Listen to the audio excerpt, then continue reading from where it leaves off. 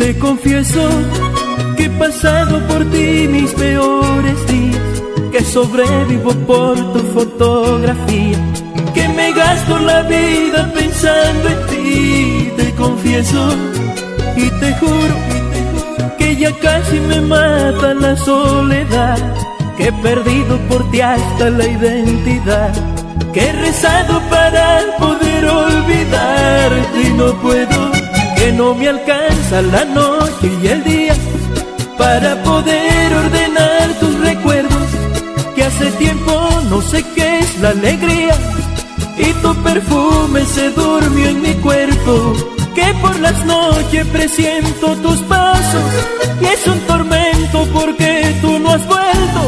Por las mañanas despierto llorando y me maldice tanto sufrimiento, y luego busco refugio en tus fotos, pero tus fotos no pueden hablarme. Y luego busco refugio en tus fotos, pero tus fotos no pueden hablarme. Pero tus fotos no pueden hablarme, hablar.